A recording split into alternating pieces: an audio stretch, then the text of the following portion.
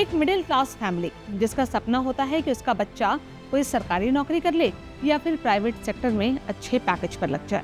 लेकिन उस घर का लड़का अगर एक दिन ये ऐलान कर दे कि नहीं भाई, मुझे तो पेंटर बनना है, कागज पर रंग बिखेरने हैं, तो एक अजीब तरह की इनसिक्योरिटी उस घर में पसर जाती है। क्या होगा भविष्य, कैसे गुजारा होगा, इससे शादी कौन करेगा, शादी हो गई तो बच्चे कैसे पालेगा, कहीं पूरी जिंदगी संघर्ष में ना गुजर जाए। लेकिन वो कहते हैं ना कि वो जवानी ही क्या जो सपने ना देखे। खुली आंखों से देखे जाने वाले ऐसे ही सपने कई बार बड़ा काम कर जाते हैं।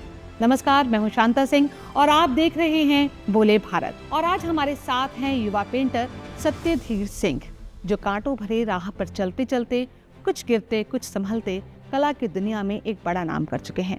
आइए उनसे बात करते हैं और जानते हैं उनके खट्टे मीठे अनुभव, उनकी कामयाबी की कहानी और उनके संघर्ष की दास्तां।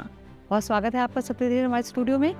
बहुत बहुत धन्यवाद शांता जी, जो कि आपने मुझे इस काबिल समझा और मुझे मौका दिया कि मैं आपके पॉडकास्ट का एक हिस्सा बनूं। तो आज तो हम आपके सफ़र पे बात करने वाले हैं। तो सत्यधीर, आप बलिया से आते हैं, इलाहाबाद में आपकी पढ़ाई और लिखाई और बचपन गुजरा, पढ़ाई लिखाई हुई वहाँ पे। जहाँ पे लोग IAS PCS बनने का ख्वाब देखते हैं, वहाँ आपने ख्वाब देखा पेंटर बनने का।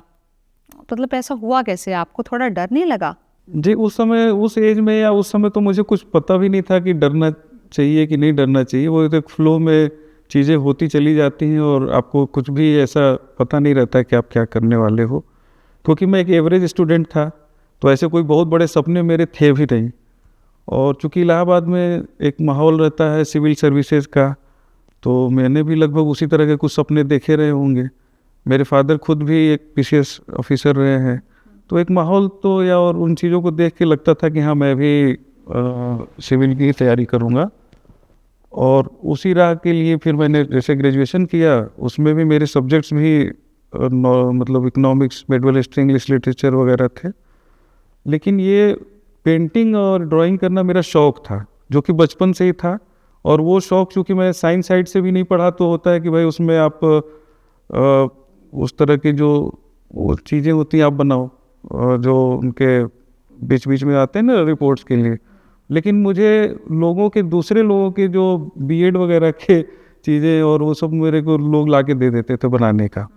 तो कई सारे मेरे परिचितों में जिनके लोग BEd कर रहे थे, तो उनके लिए मैं शौकिया तौर पे उनके चित्र पेंटिंग्स बनाता था।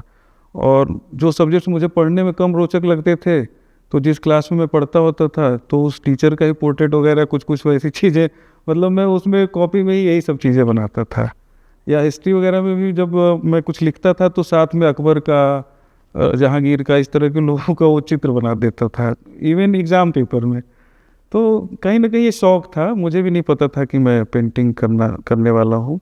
जो आपने जैसा पूछा कि क्या आपको डर नहीं लगा, तो ऐसा नहीं था। मैंने ग्रेजुएशन किया, ग्रेजुएशन के बाद एक छोटी सी घटना घटी मेरे यहाँ कि मेरी सिस्टर, जो कि मुझसे बड़ी हैं, तो मेरे कॉलोनी में एक सर थे, मिस्टर NP श्रीवास्तव जी।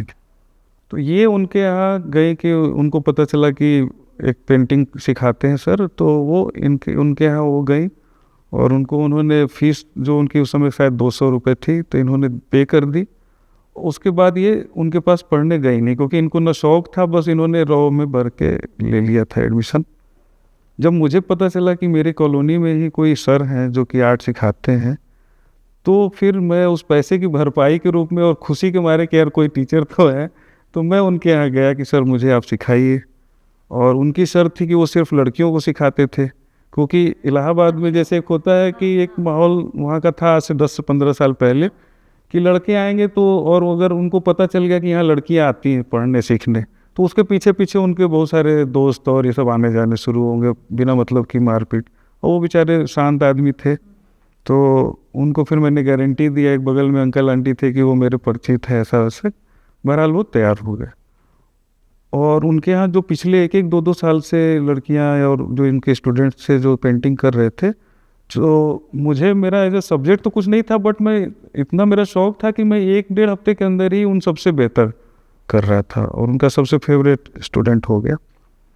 तो वहाँ से मेरी कहीं ना कहीं एक कला की यात्रा स्टार्ट। तो वो पैसे की भरपाई जो है वो शायद आपकी डेस्टिनी, मुझे लगता है आगे जाके आपने सोचा कि मुझे इसे अपना करियर बनाना चाहिए।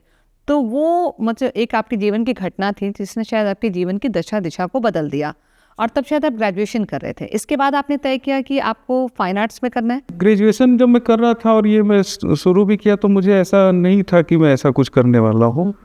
और ग्रेजुएशन के बाद भी मैंने 6 महीने का एक सिविल सर्विसेज, वहाँ पे एक राव IAS करके है इलाहाबाद में, कोचिंग है, पता नहीं अब है कि नहीं, तो वहाँ पे मैंने एडमिशन भी लिया था और 6 महीने मैंने तैयारी भी करी थी। बट उसमें बाकी सब्जेक्ट्स तो मैं पढ़ता था, लेकिन जैसे ही वो रीजनिंग, कुछ बेसिक चीज़ें होती जो आपको निकालना ही पड़ता है किसी भी एग्ज़ाम के लिए, तो जैसे रीजनिंग हुआ या साइंस या मैथ की जो चीज़ें आती थी, तो वो बिल्कुल नील बटा सन्नाटा। उन्हीं सब से तो पिंड छुड़ाने के लिए 10th के बाद मैंने आर्ट साइड ज्वाइन किया था। तो आर्ट साइड में भी मैंने पेंटिंग नहीं, दूसरे सब्जेक्ट।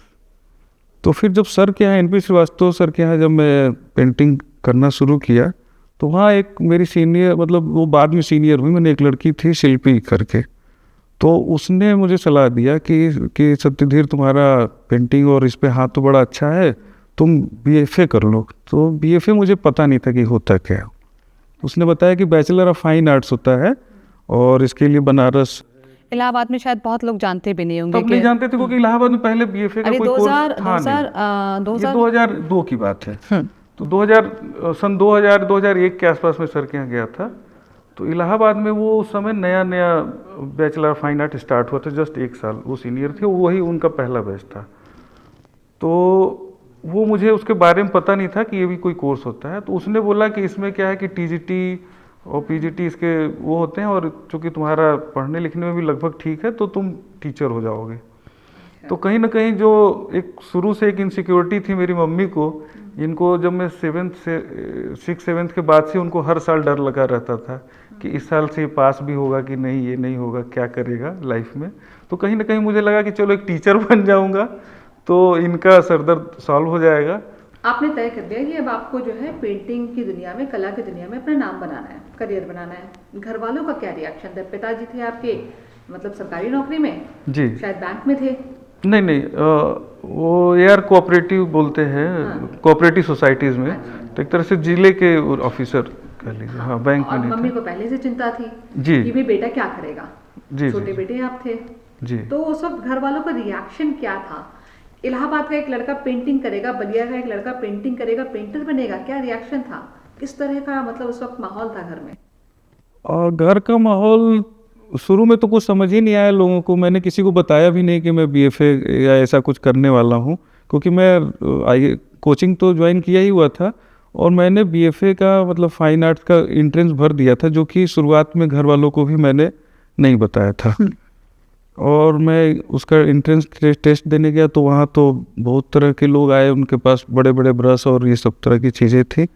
और मैं चूँकि उसी यूनिवर्सिटी में पढ़ता था, तो हम लोग पेंटिंग वाले डिपार्टमेंट को थोड़ा वैसा देखते थे कि लड़कियों वाला डिपार्टमेंट है, या वहाँ के लड़के भी, वो इलाहाबाद का एक माहौल होता है, तो उसमें वो थोड़ा सा गर्लिश वो एक दिमाग में था।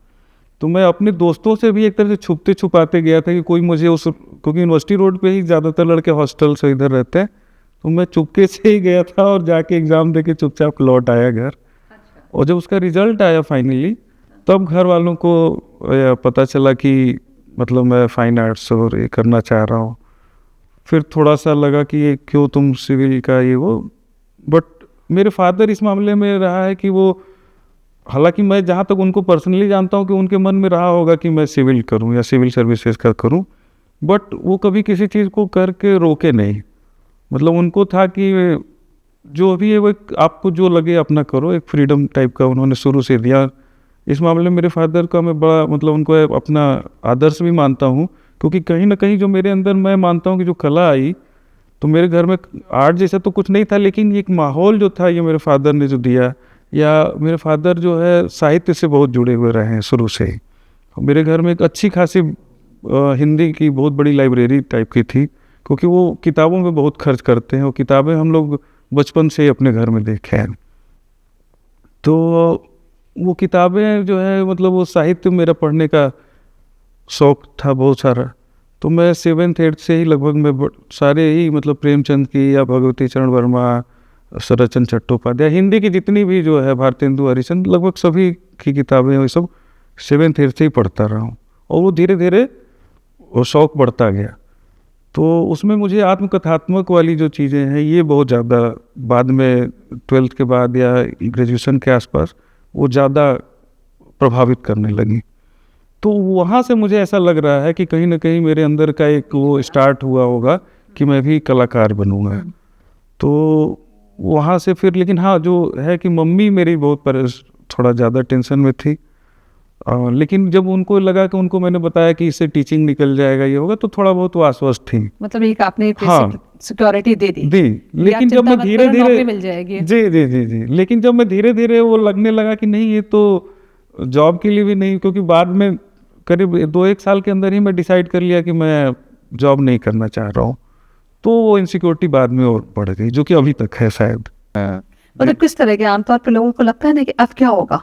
हाँ, एक चिंता तो होती है ना, बिल्कुल, महीने के पैसे नहीं आ रहे हैं। हाँ, बिल्कुल। और सबसे बड़ी बात है कि नाते रिश्तेदारों में मुंह क्या दिखाएंगे, कि क्या बोलेंगे लड़का क्या कर रहा है, हाँ, शादी कैसे होगी लड़के की, इस तरह के भी तो सवाल कुछ उठ के होंगे। जरूर ये तो मतलब मेरे फादर के चेहरे पे दिखता था कि मैंने, लोग पूछते थे कि आपका लड़का क्या करता है, या हम लोग रेलवे स्टेशन वगैरह पे स्केचिंग करने जाते थे तो होता था कि आज यार साहब का लड़का तो स्टेशन पे बैठा था।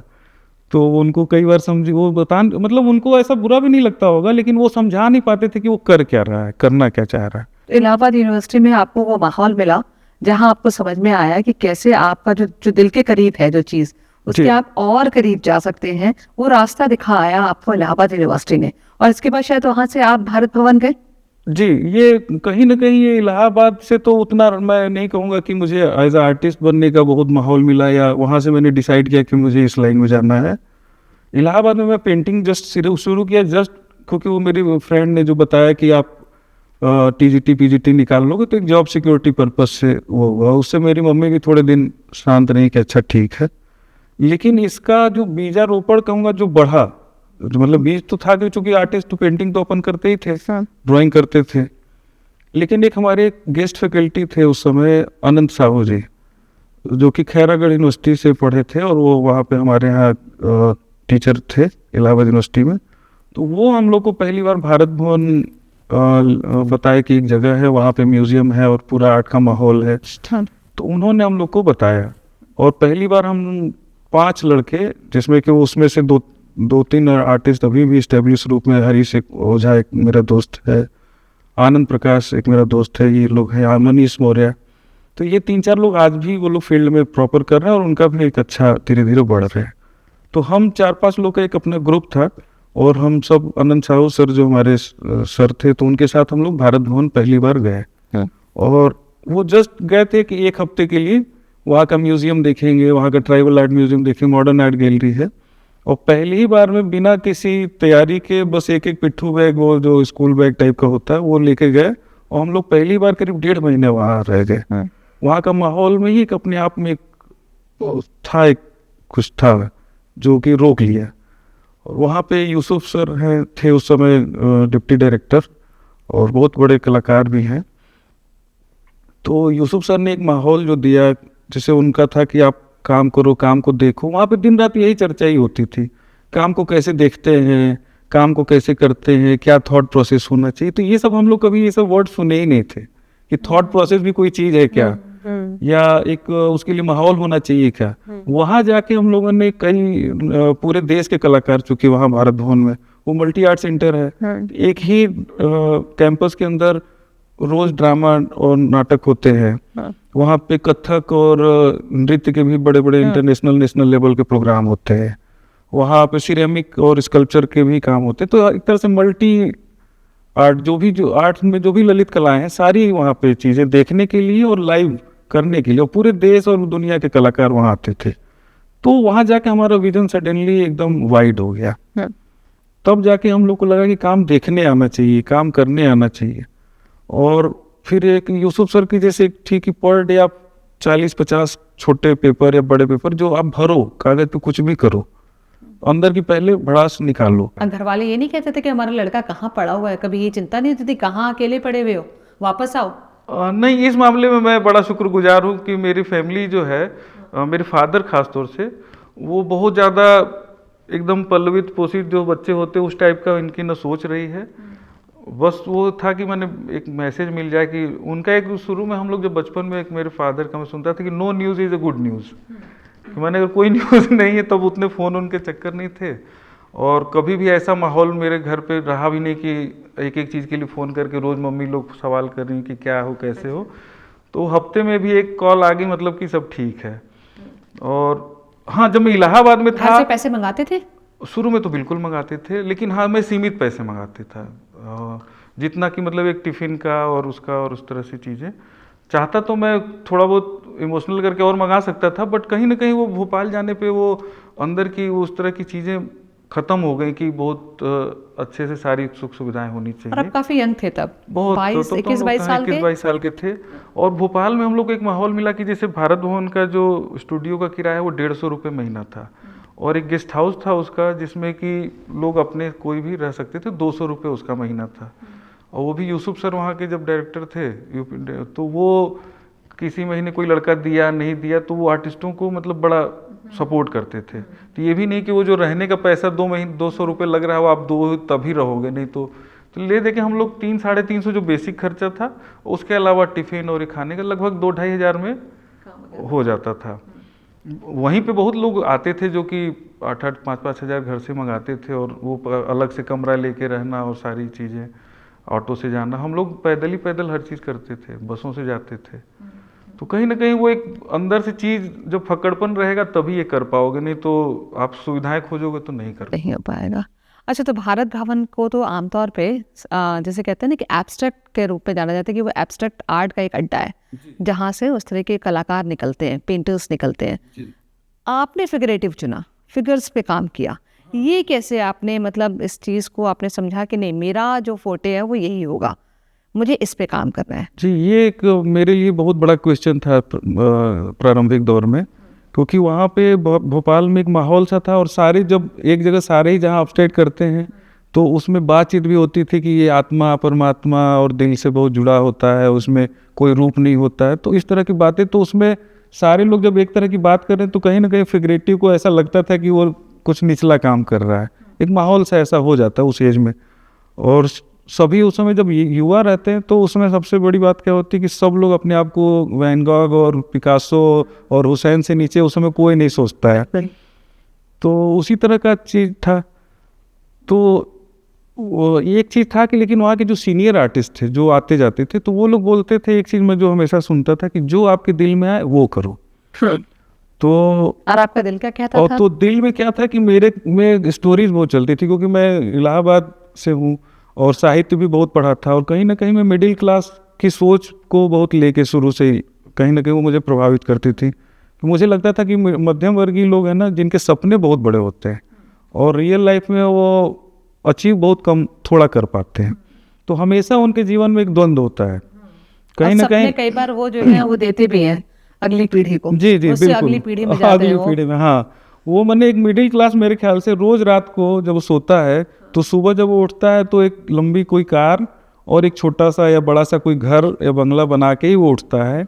और जैसे ही वो उठता है, जब वो रोड पे जाता है तो ऑटो वाला अगर 50 रुपये मांगा तो 30 रुपये, 25 रुपये, 40 रुपये की बार्गेनिंग शुरू हो जाती है। तो इसी तरह की चीज़ें मैं अपने इर्द गिर्द, अपने परिवार में, अपने रिश्तेदारों में, दोस्तों में देखता था।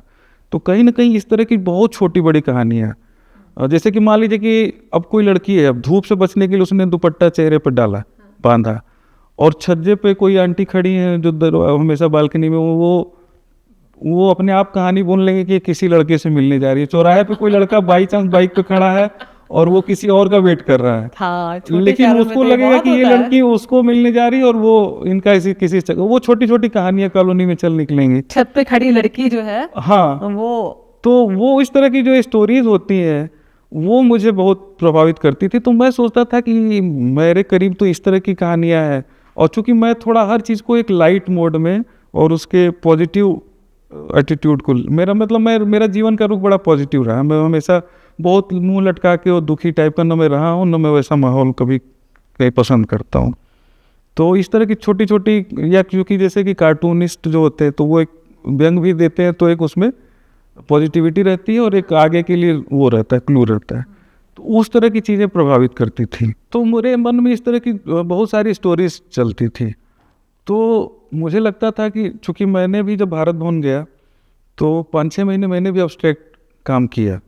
जैसे चूँकि बाकी दोस्त करते थे और मेरे सर जो है यूसुफ सर, कई सारे लोगों का पीठ मतलब उन्होंने ठोक दिया कि भाई बड़ा अच्छा कर रहे हो।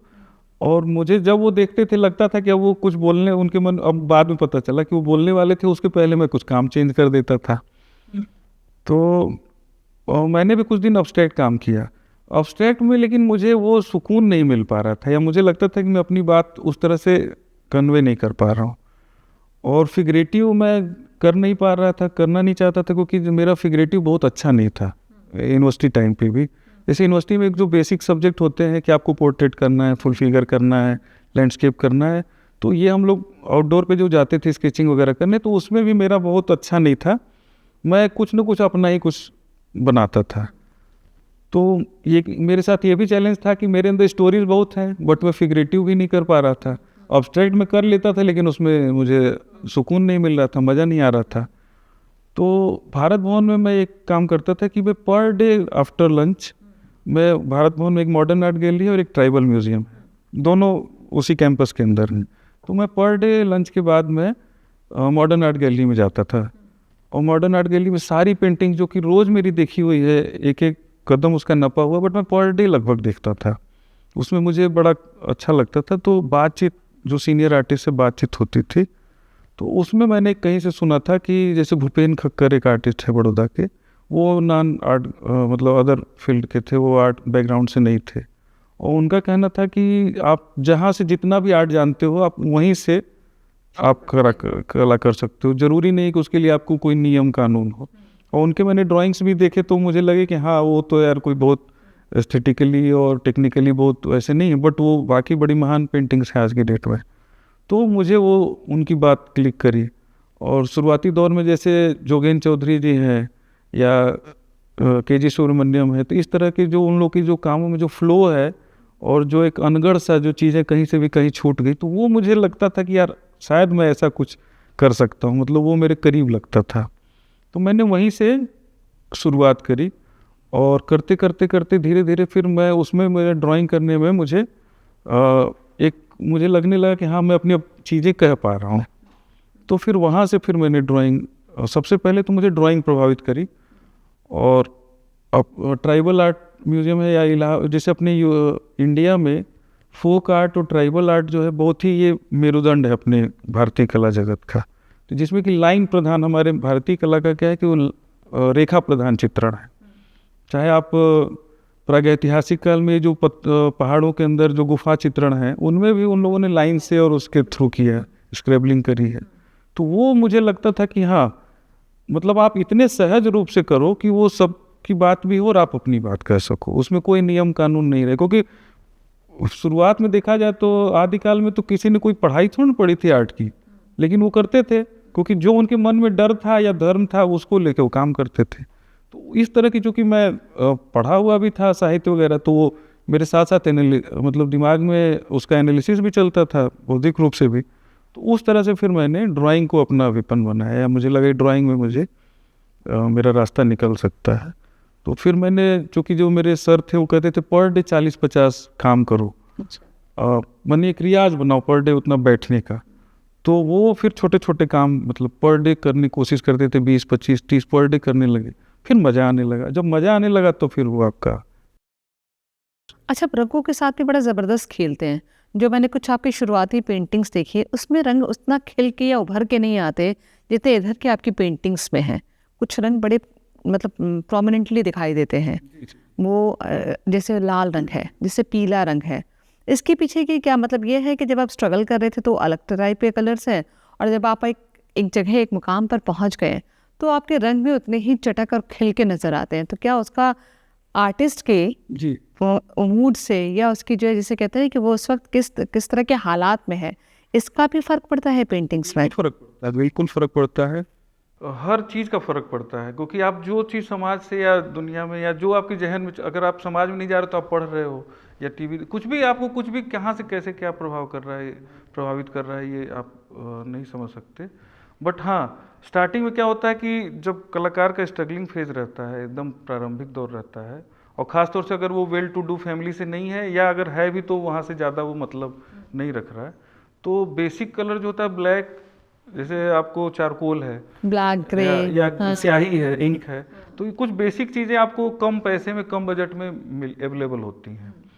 और पेपर भी जो है मार्केट में मतलब वो 10 रुपये से लेके 5,000 तक के भी पेपर हैं, तो शुरू में आप कम से कम अच्छे कुछ बेसिक जो पेपर हैं 15-20 रुपये से शुरू हो जाते हैं। तो उस तरह की चीज़ें आपने थोक में ले ली, और काला रंग और ग्रे कलर है या ब्राउनिश कलर है, इस तरह की कुछ चीज़ें एक दो कलर आपने ले लिया, काम शुरू कर दिया। तो इसलिए मेरे कामों में, चूंकि मैं ड्राइंग को ज़्यादा महत्व देता हूँ, इसलिए शुरू में मेरे कामों में ब्लैक रेखांकन और ब्लैक के साथ ही शेडिंग और स्क्रबलिंग ये सब ज़्यादा रहा है।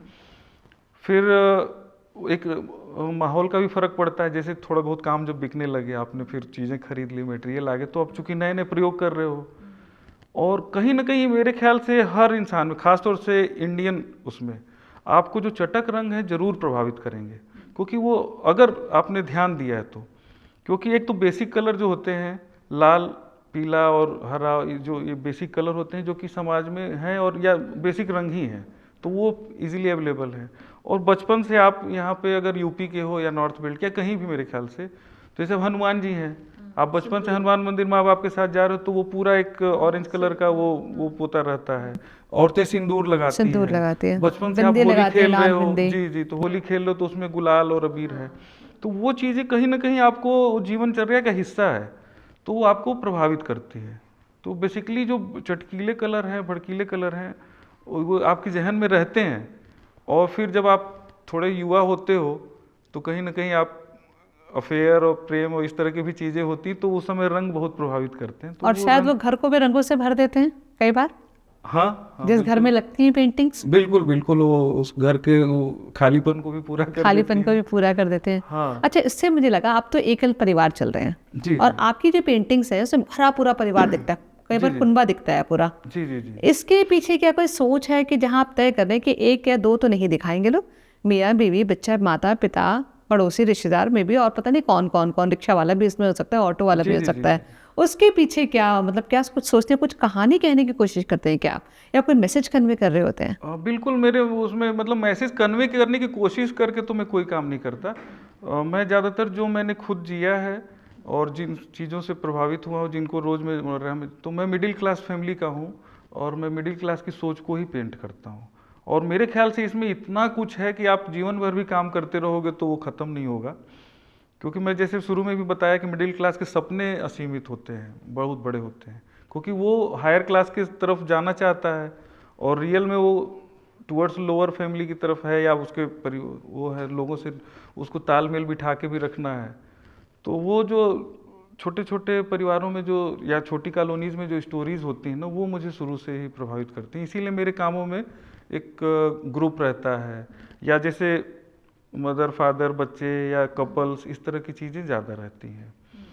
और आप देखा जाए तो मतलब साथ में ही मज़ा भी आता है, उसी में ही वो चीज़ें, वो मेरे में मैसेज भी कह लीजिए या बिना मैसेज, हर तरह से मुझे ग्रुप और पॉजिटिविटी। कोई पेंटिंग थी जहाँ आप ज़मीन भी दिखा रहे हैं और आसमान में उड़ते हुए भी दिखा रहे हैं किसी रिक्शा को? हाँ, ऐसे मेरे शुरुआती दौर के जो काम थे। जी जी। तो क्या वो आपकी मनस्थिति को भी दिखाते हैं? हाँ बिल्कुल बिल्कुल, एक कलाकार की मनस्थिति क्या है? जी जी जी। अर्श, हाँ, फर्श से जो कहते हैं ना कि अर्श पे पहुंचने का, कि जो लालसा, ये इच्छा, ये जो होती है, जो एक सपना होता है। जी जी जी जी, आपने सही बात कही, क्योंकि मेरे जो प्रारंभिक पेंटिंग है वो, एक तो पहले मैं रिक्शे से ही पेंट शुरू किया था पेंटिंग, क्योंकि मैं जब शुरुआत में ड्राइंग जब मेरे हाथ में कुछ पकड़ में आने लगी, जब मैं भोपाल में काम कर रहा था, तो मुझे लगा कि यार मैं क्या पेंट करूं। एक सबसे बड़ी समस्या होती है, क्योंकि उस समय तो क्वेश्चंस ही रहते हैं ना कि आप क्या बनाओ। तो मुझे लगता था कि जैसे जो यूनिवर्सिटीज़ के दौरान रिक्शे हम लोग की यूपी में बहुत चलते हैं, तो जो 3 व्हीलर जो हाथ रिक्शा रहे, वो पैडल वाला रिक्शा रहता है, वो मेरे को शुरू से उसके ऊपर बहुत सारी स्टोरीज थी कि भाई रात में लोग आते हैं 1:30-2 बजे, और एक ही रिक्शे पे पूरी फैमिली चढ़ गई। कुछ आगे भी बैठ गए, पीछे बैठ गए, गोद में भी बैठ गए, और उससे बार्गेन भी किए। मान लीजिए अगर वो रात में 100-150 बोला और उसको 40-50 पे 60 पे जाके डन किए, जो दिन वाला जो रेट है वो रात में उसके लिए लड़ रहे हैं, और घर जाने के बाद पता लग पलट गए कि हम नहीं देंगे, अब अपने एरिया में पहुंच गए। और रिक्शे वालों की भी अपनी तमाम स्टोरीज रहती कि वो कितना भी कमा लेंगे, रात को सब वो पी पा के और वो नशे में करके ख़त्म कर लेंगे। तो एक तो उनकी जीवनचर्या बहुत प्रभावित करती थी, और दूसरी जो यूनिवर्सिटीज़ में मैंने जो अपने साथ अपने दोस्तों के साथ जो देखा कि लड़की कोचिंग से निकली, वो रिक्शे से घर जा रही है, और लड़का पीछे से उसको चेज़ कर रहा है, साइकिल से बाइक से बार बार चक्कर लगा रहा है। और कई बार तो छोटे शहरों में पहले आज की तरह ऐसा नहीं कि रेस्टोरेंट और इस तरह की चीज़ें हैं, तो अब कहीं जाना है तो कोई 20-25 रुपए का कोई रिक्शा ही कर लिया, कोई डेस्टिनेशन बोल दिया उसको, और वो साथ में लड़के लड़की बस चले गए उस जगह पे, और फिर उधर से एक रिक्शा करके लौट आए। तो ऊपर से वो उसमें एक हुड होता है, उसे कवर कर लिए। और अपने भारत की जो सड़कें हैं, और ख़ासतौर से यूपी की उस समय जो थी ख़ासतौर से, तो वो अपने आप आपको मिलाने में, और एक उस समय क्या होता है कि जब एकदम यंग रहते तो ऐसा नहीं छोटे शहरों में आप यहाँ की तरह दिल्ली की तरह कि आप तुरंत किसी को आप पकड़ लो, बात कर लो, हाथ मिला लो, तो वो दूर दूर बैठते हैं अपने अपने साइड। लेकिन वो रिक्शा आप ऑटोमेटिकली ऐसे ऐसे रास्तों से जाएगा ना कि वो आप जरा सा टच भी हो गए तो आपको एक, तो वो जो अनुभव है ना, वो जो प्रेम के अनुभव, पहले उसके अनुभव, तो इस तरह की चीज़ें मेरे युवा एज में, मतलब इस तरह की चीज़ें या ये स्टोरीज बहुत होती, तो इसलिए मेरे उसमें रिक्शे बहुत थे। और जो आसमान की आप बात करें कि उड़ते हुए, तो वो मैं विंग्स ऑफ विशेष दिखाता था, या मतलब मैं इवन सिर्फ युवा ही नहीं, जैसे मान लीजिए कि हमारे फादर हैं या किसी के भी जो है, तो एक फादर जो होता है या एक हस्बैंड है या एक लवर कह लीजिए, कोई भी जो अगर जिम्मेदारी ले रहा है, तो वो कोशिश करता है कि वो अपने बच्चों को या अपने माँ बाप को या जिसको भी प्रेम कर रहा है, कोई लवर है अपनी गर्लफ्रेंड को, वो हर वो सुख दे जो वो चाहती है, उससे पहले वो दे। लेकिन उस सपनों में तो वो अलग ही दुनिया में, आसमान में तैर रहा है, वो उसको चांद तक, मेरे शुरुआती कामों में हाथ पैर असीमित लंबे मैंने दिखाया कि वो चांद के पास पहुंचा दिया। तो वो कि मैं कोशिश तो चाह रहा है कि वो चांद को पकड़वा दे अपने बीवी बच्चों को, लेकिन रियल लाइफ में वो फिर वो वही होता है जो मैं बताया कि भाई कोई 50 मांगा तो हम 30 देंगे, 40 देंगे, वो बार्गेनिंग कर रहा है। तो वो जो कंट्रास्ट रहता है लाइफ का, तो उसको मैं पेंट करता था। अच्छा, एक अलग तरह का सवाल पूछना चाहती हूँ, मुझे नहीं पता कितना उचित होगा। जो कला के कद्रदान होते हैं वो तो अलग है, वो एक जमात पूरी अलग है। जी। लेकिन कुछ लोग ऐसे भी होते हैं जिनको शायद बहुत चीज़ें, मतलब उनको पेंटिंग्स अच्छी लगती हो, लेकिन हो सकता है समझ नहीं आता हो कि आप पेंटिंग्स में कहना क्या चाहते हैं। कई बार ऐसे लोग आते हैं जो पूछते हैं कि भाई इसमें आप क्या कहना चाहते हैं, मैं समझ नहीं आ रहा। तो इस तरह के कभी आपके पास सवाल आते हैं कि भाई आप हमें समझाइए? ये हर बार हर शो में आता है, हर एग्जीबिशन में आता है। और वो किस तरह के लोग होते हैं, क्या आप जिनसे उम्मीद करते हैं? नहीं, दोनों तरह के होते हैं। जो आम जनता है वो तो वो तो पूछेगी ही। जो पढ़े लिखे लोग हैं वो भी जरा सा भी, जैसे कि पश्चिमी देशों में क्या है कि वहाँ की लाइफ स्टाइल में ही वो सदियों से, आज पिछले 200-300 साल से वो लोग ओरिजिनल आर्ट देख रहे हैं, ओरिजिनल आर्ट को जी रहे हैं, म्यूजियम्स हैं। हमारे देश में क्या है कि पहले तो यहाँ हैंड टू माउथ की ही प्रॉब्लम रही है अभी तक। अब जाके कुछ कुछ मान लीजिए लोगों के पास पैसे आने लगे तो थोड़ी बहुत कला लोग खरीद रहे हैं, ओरिजिनल भी। तो ये अभी रहेगी, अभी और भी कुछ साल। तो एक तो पहले है कि यहाँ की इन्वायरमेंट, फिर दूसरी बात कि लोग यहाँ पे इफर्ट भी नहीं लगाना चाहते। अगर एक आर्टिस्ट ने पेंटिंग लगाई है तो वो एक अपना राइटअप भी साथ साथ शुरुआत में लगाता है। तो जैसे मैंने मुंबई में जब शो किए हैं 1-2 बार या कहीं, तो वहाँ जब अंग्रेज लोग आते हैं तो सबसे पहले वो राइटअप पढ़ते हैं, देन वो पेंटिंग देखना स्टार्ट करते हैं। अच्छा, और इंडिया वाले क्या करते हैं? इंडिया वाले उनको देखना ही नहीं है कुछ भी। अच्छा, सीधा पूछेंगे क्या बनाए हो, क्यों बनाए, इससे होगा क्या। जैसे मेरे एक बार मुंबई में एक शो था, एक आदमी थे वहाँ पे सज्जन, वो आके बैठ गए। अब वो थोड़ी देर में मैं समझ गया कि उनको पेंटिंग से कोई लेना देना नहीं था। वो वहाँ एसी चल रहा था, वो सेल्समैन रहे होंगे और वो धूप से थक के आए होंगे, उनको यहाँ लगा होगा कि थोड़ी देर समय गुजार लें। और उन्होंने मुझे बैठ के ज्ञान देना शुरू किया कि आपने शाहरुख खान को, आपने अंबानी को, उनको अपना कार्ड दिया कि नहीं दिया, वहाँ दीजिए। वो लोग बड़े आदमी, उन जिनको आर्ट का ABCD नहीं, वो हमें बेचने का और इस तरह की भी विधियाँ बता रहे थे। तो यहाँ आदमी सिर्फ बोलना चाहता है, ये खुद से कोई फर्ट ही नहीं लगाना चाहता है कि कुछ हम भी पहले एक होमवर्क करके आए या कर लें। बल्कि मैं मानता हूँ इससे ज़्यादा मुझे प्रभावित किए हैं ट्राइबल लोग। जैसे मैं भोपाल में जब था तो एक फैमिली आई, एक मैंने ये चीज़ें मतलब मैं ऑब्जर्व करता रहता हूँ, क्योंकि मैं समाज को लेके पेंट करता हूँ, तो मैं ऑब्जर्व करता हूँ कि कुछ उसी दिन मतलब मेरे ही शो में एक फैमिली आई, ट्राइबल थी, और वो लोग घूमने आए, वो पूरी आर्ट देखे, और वो मेरे पूरे फिगर्स को, इन चीज़ों को ना कुछ सवाल पूछा ना कुछ, वो बड़ा इंजॉय किए, और वो कलर वलर को देखे, जो भी है वो लोगों ने अपनी भाषा में, मुझे लग रहा था कि उन लोग को ठीक लग रहा था, वो लोग देख के चले गए। एक हम लोग की तरह की जो फैमिली है, जो लग रहा है कि किसी ऑफिसर की वाइफ बच्चे रहे होंगे या जो भी, वो लोग पेंटिंग देखे, वो आपस में बात करते रहे, इसमें क्या बनाया है, क्यों बनाया है, अरे इससे अच्छा तो हम लोगों को आप मानव संग्रहालय ले गए होते, इससे अच्छा। अच्छा तो आप मॉल ले गए होते। मैंने उनको लगा कि आप यहाँ लाके आपने टाइम वेस्ट कर दिया, जबकि इनकी ज़्यादा जिम्मेदारी बनती है, जो थोड़े भी पढ़े लिखे हैं, कि आप अगर इस तरह के माहौल में, जगहों पे आप अपने बच्चों को आज ले जाओगे, तो ये कल्चर का हिस्सा बनेगा। वो बच्चा कल को मतलब इस तरह की चीज़ें देखेगा, इस तरह की फिल्में देखे या पेंटिंग देखे, स्कल्पचर्स देखे, म्यूजियम्स उनको दिखाने की आदत हमें अपने बच्चों को अब से डलवानी ही चाहिए। क्या पेंटिंग स्टेटस सिंबल बन गई है क्या, कि आप अच्छी पेंटिंग्स लगाइए बड़े रिनाउंड आर्टिस्ट की, लेकिन आपको एक्चुअली उसका कोई मतलब नहीं पता, ऐसा भी है क्या? हाँ, ऐसा है। देखिए, कुछ लोग तो आर्ट लवर होते हैं, जो कि वो पेंटिंग लगाते हैं, तो उनको जो अच्छी लगती है, जिनमें उनको पोटेंशियल दिखता है, उनकी पेंटिंग खरीदते हैं, लगाते हैं। लेकिन बहुत सारे लोग जो है वो सिर्फ इसलिए लगाते हैं कि बाकी लोगों के यहाँ लगा हुआ है और इसलिए हमें लगाना है। और ये चीज़ कहीं ना कहीं, मुझे जो मेरा पर्सनल रिव्यू में बता रहा हूँ, मैं ये नहीं कहूँगा कि सभी का, ये चीज़ ही 2005, 6, 7 के आसपास जो आर्ट का बूम फेज आया था, उसने कला का बहुत नुकसान किया। उस समय मैंने जो महसूस किया कि उस समय तो हम लोग तो बडिंग थे, अभी तो पढ़ भी रहे थे, लेकिन जो उस समय अचानक से कोई चीज़ जो अगर 40,000 की है, 50,000 की कोई पेंटिंग थी, वो विद इन 6 मंथ वो 2.5 लाख और 5 लाख तक के रेट्स में हो गई।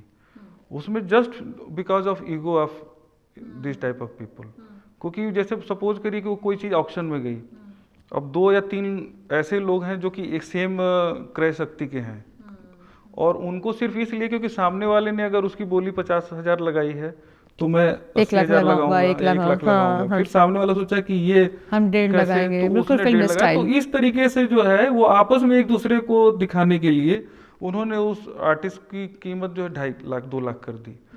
फिर उस आर्टिस्ट को लगा कि मेरी आर्ट में तो कुछ ऐसी बात है, या गैलरी वाले को लगा, अब वो उसका एक मानक रेट ही हो गया उस रेट का। तो इस तरह से करके अचानक से जो आदमी 50,000 1 लाख के खांचे में भी, या जो अनुभव के आधार पे जो बैठना चाहिए था, वो आर्ट 10 लाख और 8 लाख तक पहुंच गई।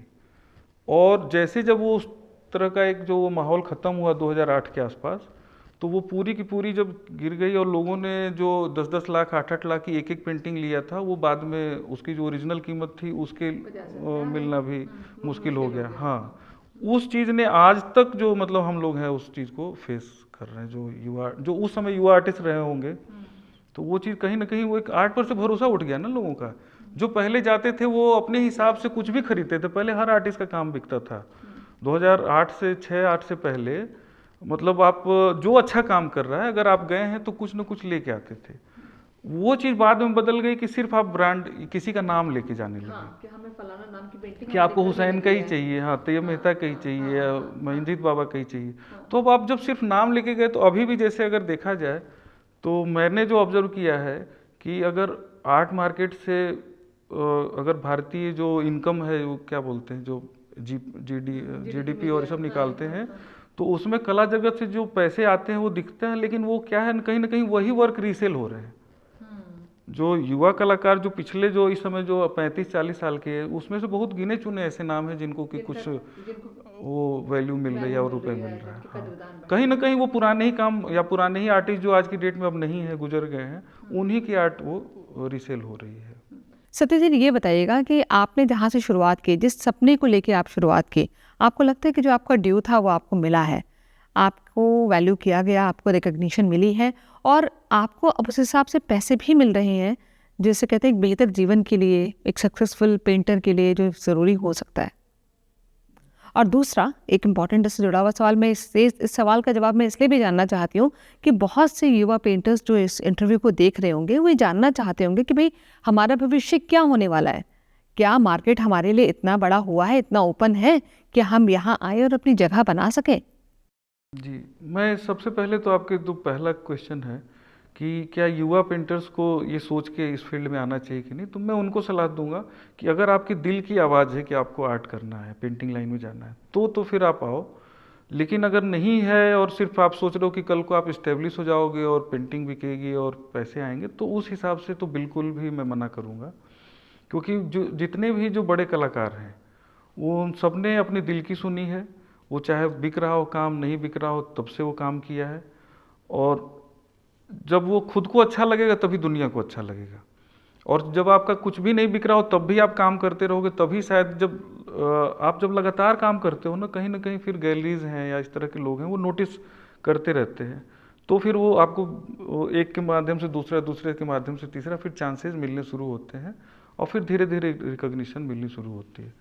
और जाहिर सी बात है कि हाँ, जब कुछ कुछ आपको उपलब्धियां मिलती हैं तो आपको खुशी होती है। फिर एक एक चरण करके वो आप आगे बढ़ते जाते हो, आपको पता भी नहीं चलता है।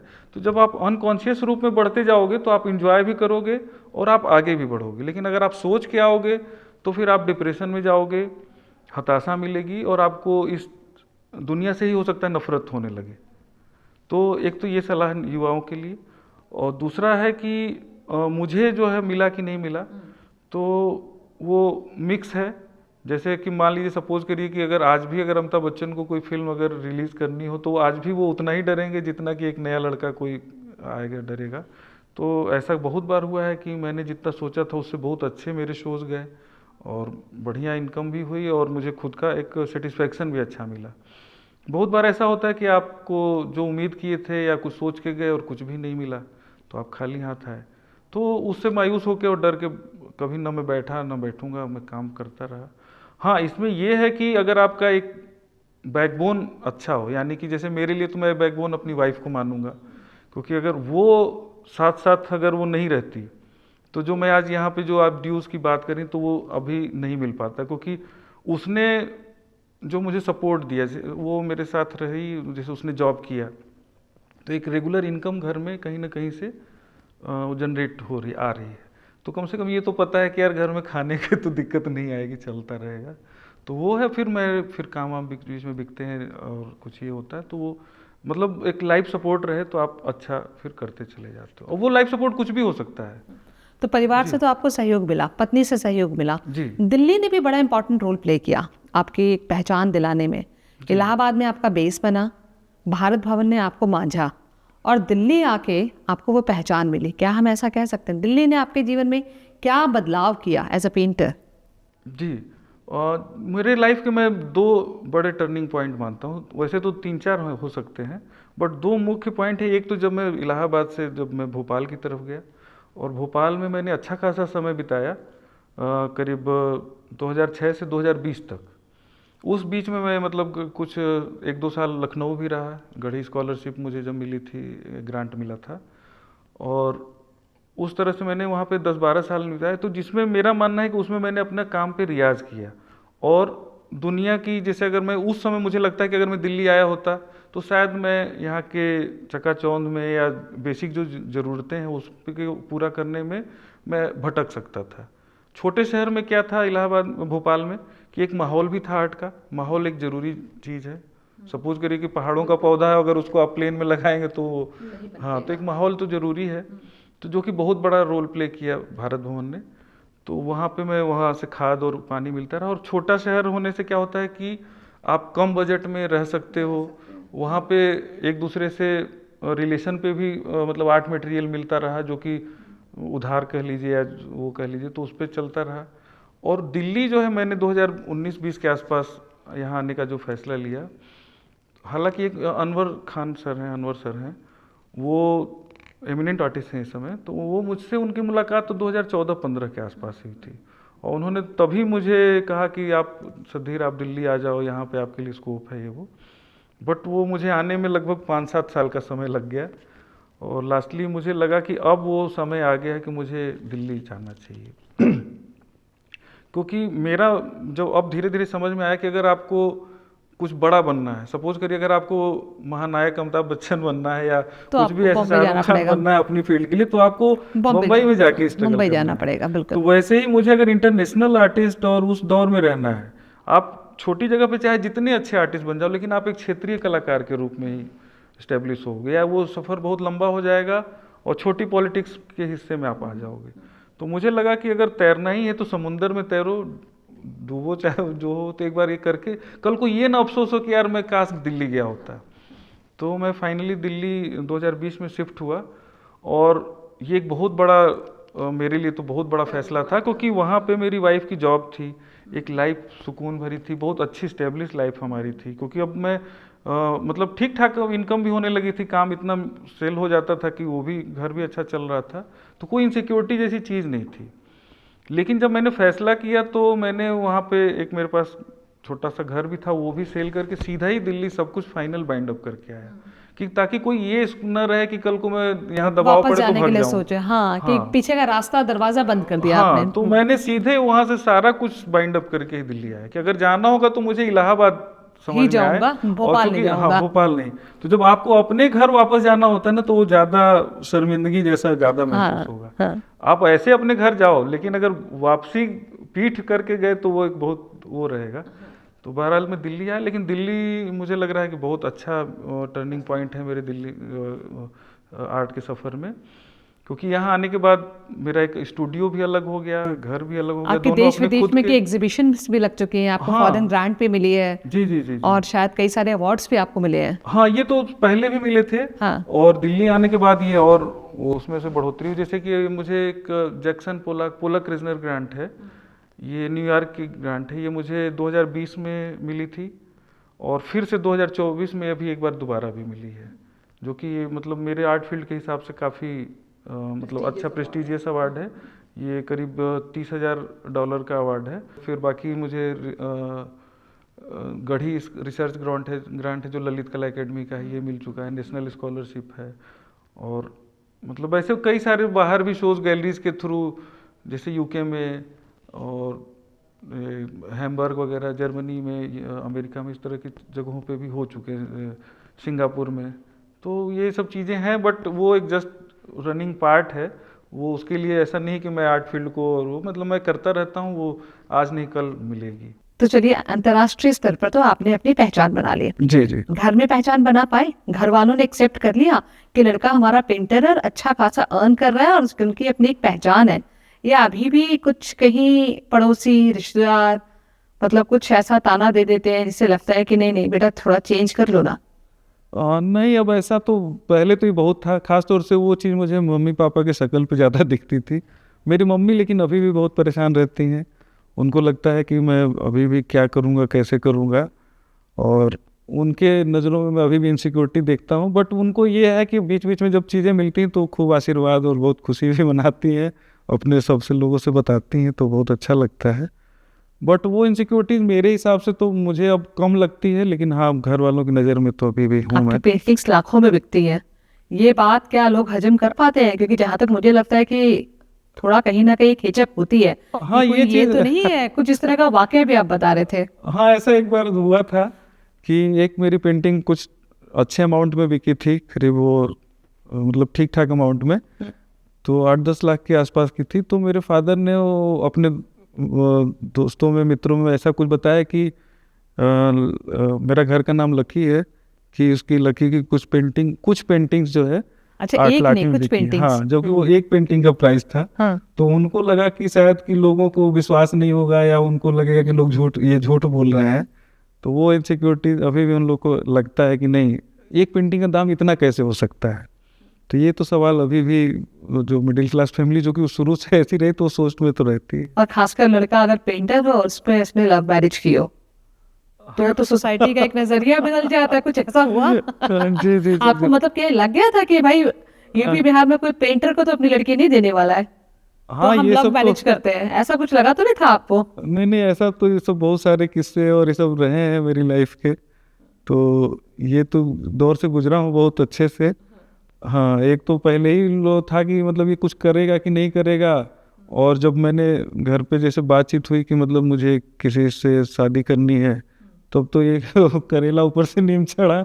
मैंने एक तरह से अब ये पूरा ही मतलब हाथ से चला गया लड़का। तो ये बहुत सारा फेस किया मेरे घर वालों ने, उनके मन में तो बहुत सालों तक रहा।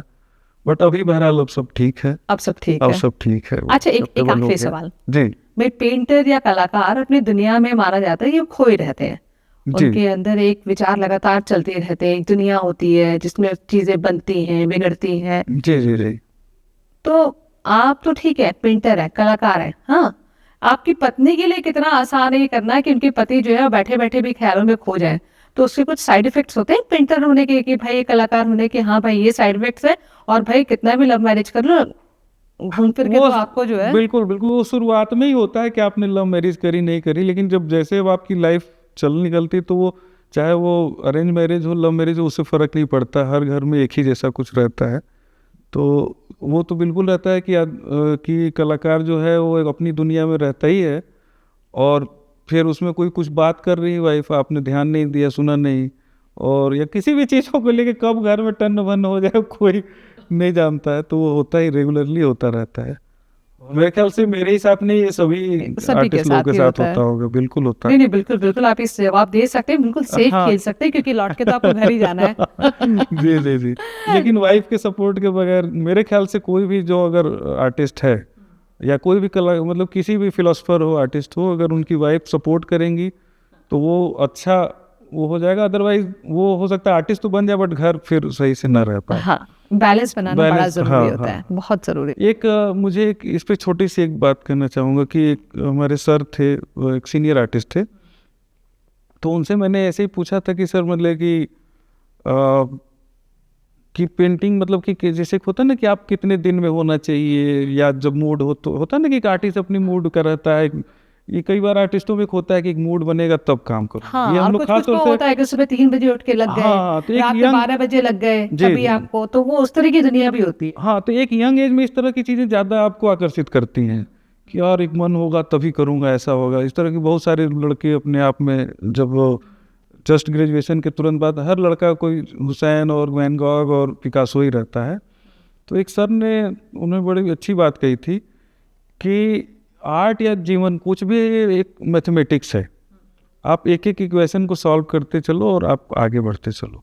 आप ऐसे सोचोगे कि हम एक काम कर रहे हैं, ऐसा मूड होगा वैसा होगा, लेकिन अगर आपको एक डेडलाइन मिल जाए, सपोज करिए कि कोई डेट हो जाए कि आपको दिसंबर में आपका एग्जीबिशन है, तो उस समय तो आप ऑटोमेटिकली बहुत सारे काम करोगे और मैक्सिमम काम अच्छे होंगे।